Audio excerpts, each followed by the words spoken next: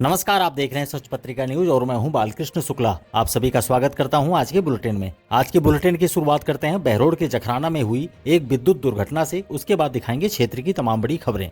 बहरोड के जखराना जीएसएस पर शटडाउन के दौरान ठेकेदार के कर्मचारी द्वारा बिजली चालू करने से निगम का स्थायी कर्मचारी सिकंदर सिंह झुलस गया। घायल कर्मचारी को पहले निजी अस्पताल में भर्ती कराया गया, बाद में उसे जयपुर रेफर कर दिया गया। इस घटना के विरोध में निगम के अधिकांश कर्मचारी सहायक अभियंता ग्रामीण कार्यालय पर धरने पर बैठ गए। कर्मचारियों ने ग्रामीण सहायक अभियंता को निलंबित करने, ठेकेदार की फर्म को ब्लैकलिस्ट करने और दोषी अधिकारियों पर एफआईआर दर्ज करने की मांग की है। सूचना पर डिस्कॉम के एक्सीएन कृष्ण मुरारी शर्मा मौके पर पहुंचे और कर्मचारियों से बातचीत की। कर्मचारियों ने बताया कि एक जीएसएस पर 4 कर्मचारियों का टेंडर होने के बावजूद केवल एक ही कर्मचारी काम कर रहा है। कुछ स्थानों पर तो एक भी कर्मचारी नहीं है। डिस्कॉम द्वारा श्री इलेक्ट्रिकल्स को दिए गए टेंडर में जीएसएस पर कर्मचारी, मेंटेनेंस और सुरक्षा उपकरण उपलब्ध कराने का प्रावधान है। कर्मचारियों का आरोप है कि ना तो पर्याप्त कर्मचारी हैं और न ही सुरक्षा उपकरण। साथ ही मौजूदा कर्मचारी नॉन आईटीआई होल्डर हैं।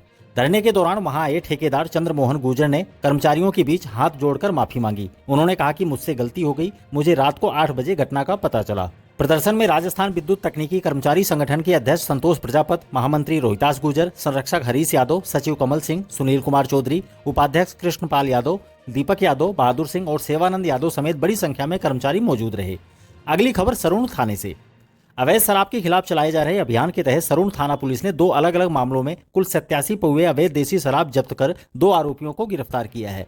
पहली कार्रवाई में थानाधिकारी बाबूलाल मीणा की अगुवाई में पुलिस टीम ने मीणों की ढाणी रोड पर पवन पुत्र लालचंद मेघवाल निवासी कल्याणपुरा कला को 39 पौवे देसी शराब के साथ पकड़ा। आरोपी पवन बिना लाइसेंस शराब बेचने के लिए लेकर जा रहा था। दूसरी कार्रवाई में पुलिस ने नारेड़ा के पास कोटपुतली रोड से बलवंत सिंह पुत्र पूरण सिंह राजपूत निवासी नारेड़ा को 48 पौवे रॉयल देसी शराब के साथ गिरफ्तार किया गया है। दोनों मामलों में आबकारी अधिनियम के तहत मुकदमे दर्ज कर जांच शुरू कर दी गई है। पुलिस यह पता लगाने में जुटी है कि आरोपी यह शराब कहां से लाए और कहां सप्लाई करने जा रहे थे। अब बानसूर और बांसदयाल थाने की खबर। बानसूर पुलिस ने अवैध हथियारों के खिलाफ चलाए जा रहे अभियान में एक बड़ी सफलता हासिल की है। पुलिस ने बालावास निवासी अजय धानका को 1 देसी कट्टा और 2 जिंदा कारतूस के साथ गिरफ्तार किया है।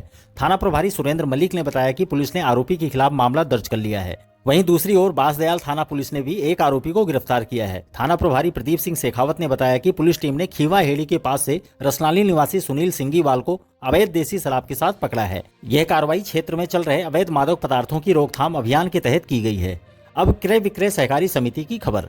कोटपुतली क्रय विक्रय सहकारी समिति लिमिटेड के चेयरमैन हंसराज कसाना की अगुवाई में प्रबंध समिति कार्यकारिणी ने एडीएम ओम प्रकाश सहारण को ज्ञापन सौंपकर राजफेड से बकाया 91,48,552 रुपए के भुगतान की मांग की है। चेयरमैन कसाना ने बताया कि पिछले वर्षों के समर्थन मूल्य की खरीद, कमीशन, हैंडलिंग और परिवहन राशि का भुगतान अभी तक लंबित है, जिससे समिति को आर्थिक दिक्कतों का सामना करना पड़ रहा है।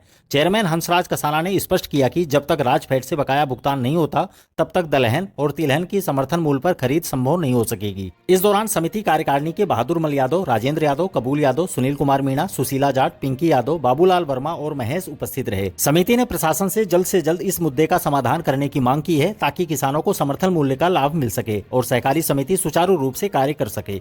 अगली खबर राजधानी स्कूल से।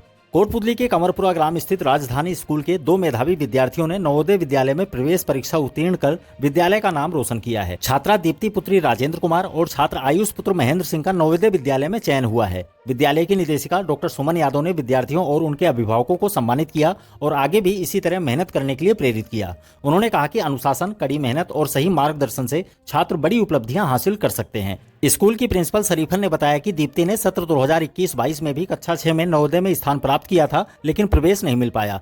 फिर भी उसने हार नहीं मानी और लगन और मेहनत से इस बार 9वीं में चयन हासिल किया। इस दौरान निदेशिका डॉक्टर सुमन यादव और शिक्षकों ने विद्यार्थियों को माला और साफा पहनाकर सम्मानित किया और उनकी मेहनत की सराहना करते हुए उनके उज्जवल भविष्य की कामना की।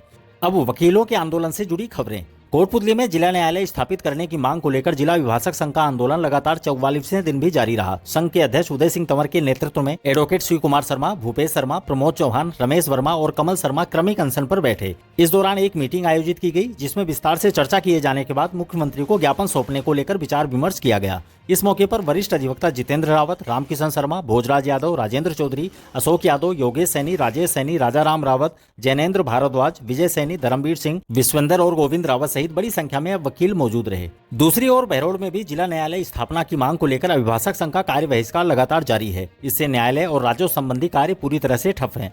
हड़ताल से जरूरी दस्तावेजों का काम रुका हुआ है। प्रॉपर्टी खरीद फरोख्त से लेकर किसान और व्यवसायी सभी प्रभावित हैं। कोर्ट संबंधी कार्य नहीं हो पा रहे हैं। मोटर व्हीकल एक्ट के तहत जब्त वाहन भी नहीं छूट पा रहे हैं।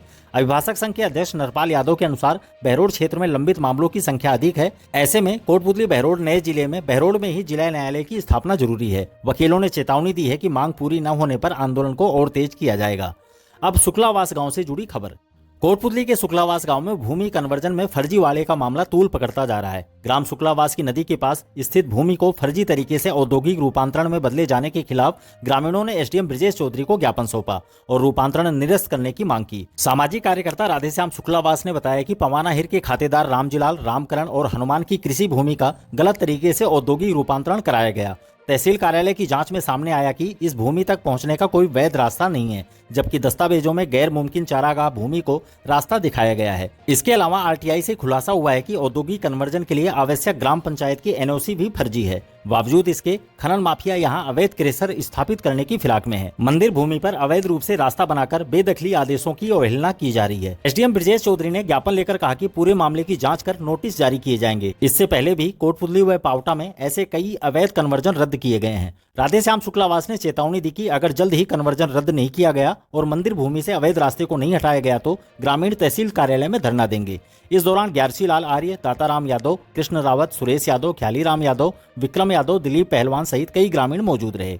अगली खबर अंत्योदय कल्याण समारोह की। राजस्थान स्थापना दिवस समारोह के उपलक्ष्य में कोटपुतली में अंत्योदय कल्याण समारोह का आयोजन किया गया। जिला स्तरीय कार्यक्रम कलेक्टर कल्पना अग्रवाल की अध्यक्षता में पंचायत समिति के सभागार में संपन्न हुआ। इस दौरान स्वामित्व योजना के तहत पट्टों का वितरण किया गया और दिव्यांग जनों को ट्राईसाइकिल, बैसाखी, हियरिंग मशीन और अन्य सहायक उपकरण प्रदान किए गए। लाभार्थियों ने सरकार की इस पहल के लिए आभार व्यक्त किया। राज्य स्तरीय कार्यक्रम में मुख्यमंत्री ने विभिन्न विभागों की कल्याणकारी योजनाओं की मार्गदर्शिका का विमोचन किया और डीबीटी के माध्यम से लाभार्थियों के खातों में राशि का हस्तांतरण किया। उन्होंने वीसी के जरिए विभिन्न जिलों के लाभार्थियों से संवाद भी किया और उनकी समस्याओं व सुझावों को सुना। इस दौरान SDM Brijesh Chaudhary, BDO Hariom Meena, DSO Shashi Shekhar Sharma, संयुक्त निदेशक महेंद्र जैन समेत कई अधिकारी मौजूद रहे।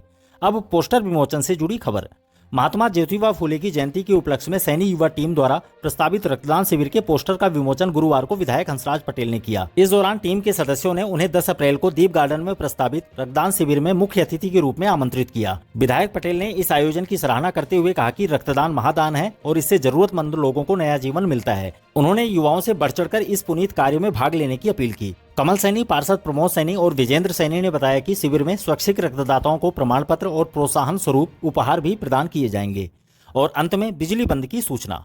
कोटपुतली में आवश्यक मरम्मत कार्य के कारण शुक्रवार को 3 घंटे की बिजली कटौती होगी। निगम के सहायक अभियंता अमित ढाका ने बताया कि 220 केवी जीएसएस कोटपुतली पर रखरखाव कार्य के चलते 33 केवी कोटपुतली फीडर की बिजली आपूर्ति सुबह 6 से 9 बजे तक बंद रहेगी। इससे सभी 11 केवी फीडर इलाकों की सप्लाई प्रभावित होगी। आज के लिए बस इतना ही। दोबारा मिलते हैं इसी तरह की दूसरी ताजा खबरों के साथ। नमस्कार। यदि आपको हमारी खबरें पसंद आती हैं तो लाइक तथा कमेंट जरूर करें और यदि आप चैनल पर नए हैं तो सब्सक्राइब भी करें। आज की खबरों में बस इतना ही। फिर होगी आपसे मुलाकात। तब तक के लिए नमस्कार और देखते रहिए सच पत्रिका न्यूज।